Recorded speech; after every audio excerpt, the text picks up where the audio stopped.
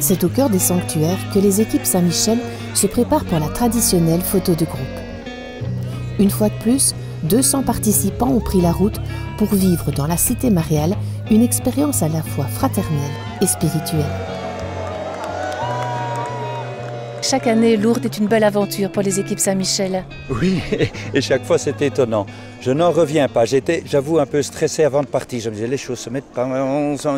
Et puis voilà que la mayonnaise prend. On met des jeunes qui ne se connaissent pas ensemble dans une même chambre, un moins valide avec un... Ça marche. On prépare des tas d'activités.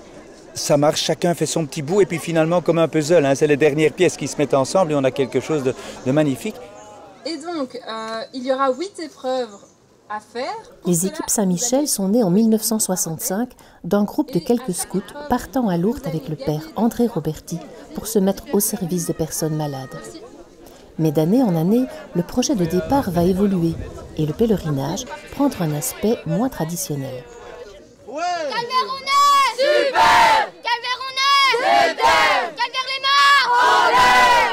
Alors, ce qui nous distingue des autres pèlerinages ici à Lourdes, c'est qu'on est dans des chambres d'hôtel avec les personnes invalides qu'on accompagne, contrairement aux autres pèlerinages qui accompagnent des malades qui sont à l'hospitalité.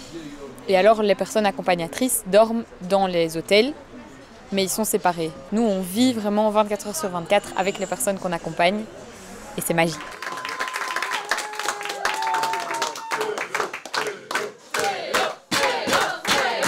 Ce qui est particulier ici à Lourdes, c'est que tout le monde est vrai, est soi-même, et grâce à ce climat de bienveillance et de véritable amitié qui naît ici, il y a vraiment des très belles amitiés et des très beaux liens qui peuvent se créer en très peu de temps.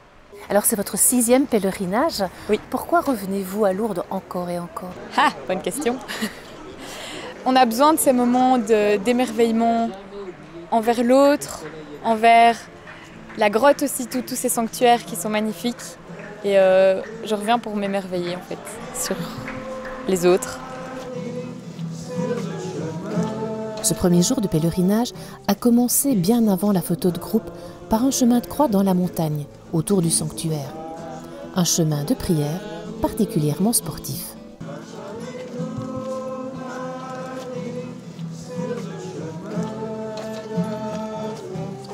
Il y a des jours où seul le ciel peut aider la terre.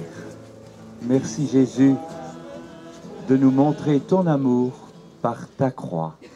On a eu des beaux textes présentés, on a vraiment eu des beaux moments d'échange, des témoignages de quelques personnes aussi, des moments forts, et puis aider, pousser ces voiturettes, tous ces malades avec qui on est, pouvoir les monter, les aider, tirer, pousser, être dans la difficulté avec eux, c'est vraiment quelque chose de fort et d'important pour moi et je pense pour la majorité d'entre nous ici.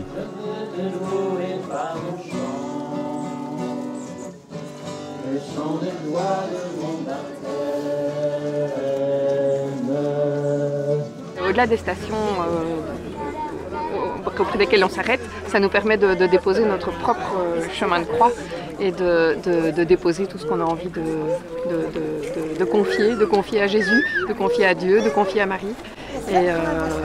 Et surtout de le vivre avec des personnes qui n'ont pas toujours la possibilité d'avancer de la même manière et qui ont d'autres choses à déposer. On les accompagne en déposant certaines choses et puis eux nous accompagnent aussi beaucoup. C'est eux qui nous aident, c'est eux qui nous donnent la force d'avancer.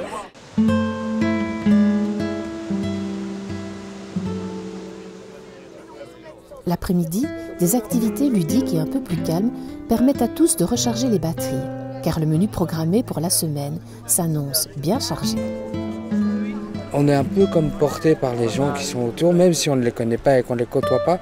On sait qu'il y a quelque chose qui fait qu'on vient tous au même endroit et donc on est porté d'une certaine manière qu'on n'aurait pas dans la vie de tous les jours quand on est tout seul par exemple. Et puis j'ai aussi une vie qui a fait que je ne peux pas m'empêcher de croire qu'il y a quelque chose dans certains endroits du monde qui nous permettent de se dire « Ah oui, il y a quelque chose, il y a Dieu ». Et parce que j'ai eu un parcours de vie qui fait que il n'y a pas moyen. Il y a eu des moments où je me suis dit, c'est pas possible. Il y a quelque chose.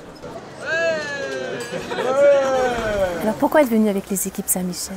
Parce que je pense que pour moi c'est important le mélange entre valide et invalide, chose qu'on ne trouve pas partout.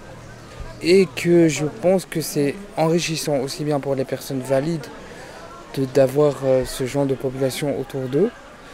Tout comme nous, c'est enrichissant de pouvoir leur apporter quelque chose, mais eux aussi nous apportent. Par exemple, dans ce groupe, il y a des jeunes qui n'ont jamais côtoyé de personnes handicapées.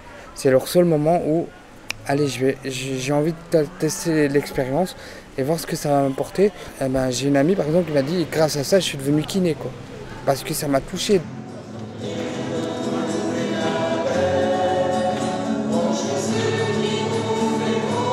Avec les équipes Saint-Michel, le pèlerinage, c'est vraiment d'accompagner un groupe qui va voir la Vierge. C'est toutes des personnes fort croyantes qui ont besoin de ça. Pour les personnes moins valides, c'est leurs seules vacances de l'année. Et donc nous, notre but, c'est de leur faire vivre ce moment qui est fort pour eux, qui est fort pour nous. Et tous ensemble, on vit le pèlerinage de manière différente, mais de manière très forte chacun. Donc pour moi, c'est ça un pèlerinage, c'est se mettre en route, en groupe, pour vivre de belles expériences, chacun pour soi et chacun pour les autres aussi.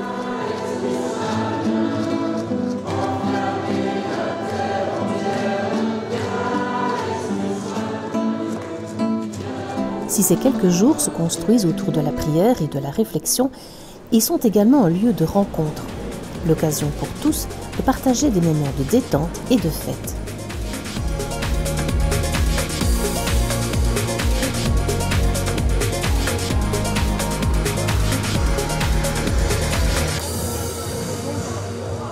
Est-ce que c'est pas compliqué de vivre en binôme? De vivre en binôme, non du tout. Ça dépend de la personne avec qui on est. Effectivement, il y a des handicaps qui sont plus lourds que d'autres. Mais au final, on apprend à s'apprivoiser. Le premier jour, c'est pas facile. On ne sait pas trop comment aborder la personne, comment lui parler, comment il faut faire sa toilette. On ne sait pas très bien le toucher, le parler. C'est un peu difficile. Et au fur et à mesure de la semaine, on apprend à vivre ensemble, à communiquer.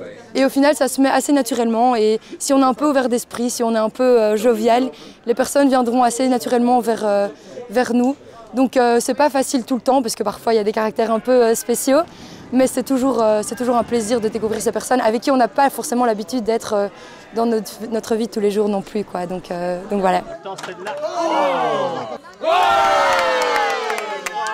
Avec les jeunes, ça se passe très très bien.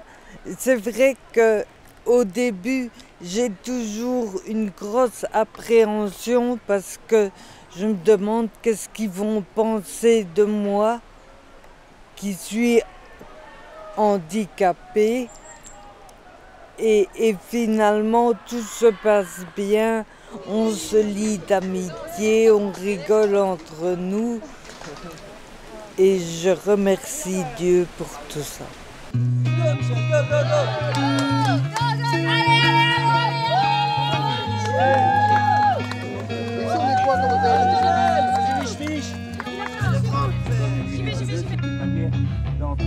Comment expliquez-vous cet enthousiasme chez les jeunes pour un pèlerinage? Mais je crois que, soyons tout à fait réalistes, l'enthousiasme c'est d'abord une aventure de service. Mais de service dans la tendresse, on ne fait pas ses heures, on vit avec, mais malgré tout au service. Et alors ça se fait dans un lieu étonnant pour les jeunes, ils n'ont jamais vu ça. Et petit à petit, il y a un langage qui entre en eux, il y a un regard qui change, ils sentent des choses et il y a moyen de vivre avec eux des moments étonnants de spiritualité. Ainsi ce jeune, l'autre jour à la messe, je dis prenons un petit moment de silence, on prend un moment de silence, puis je l'interromps à un moment donné et il dit « Ah mais c'était interrompu trop vite ». Voilà. Le lieu de Lourdes est tel qu'on ne peut pas ne pas être touché. Oh, il y a toujours moyen de se fermer. Mais si on ouvre un tout petit peu la porte, le vent de Lourdes l'ouvre tout à fait.